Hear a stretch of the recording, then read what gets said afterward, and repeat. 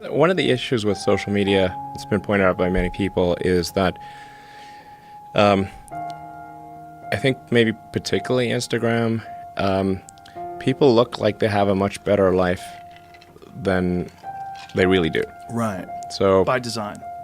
yeah, people are posting pictures of when they're really happy. They're modifying those pictures to be better looking. Even if they're not modifying the pictures, they're at least selecting the pictures for the best lighting, the best angle.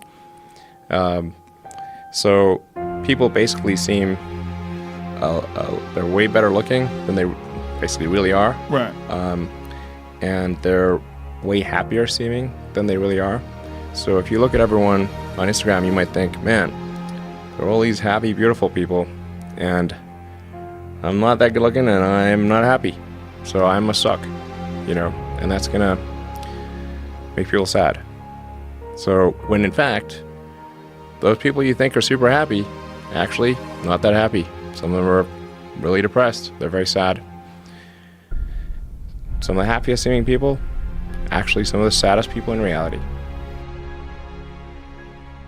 We know that engagement with social media and our cell phones releases a chemical called dopamine.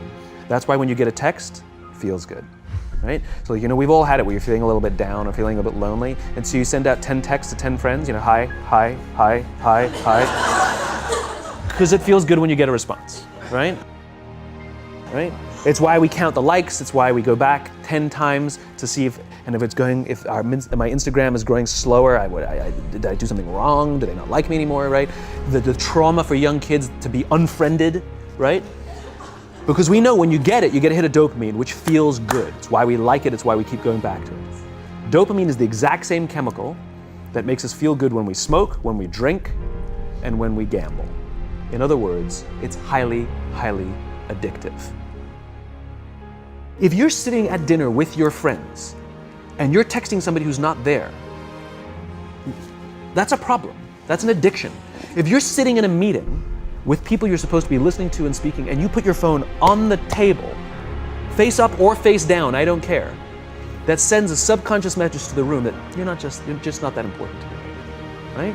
That's what happens. And the fact that you cannot put it away is because you are addicted. Right? If you wake up and you check your phone before you say good morning to your girlfriend, boyfriend, or spouse, you have an addiction.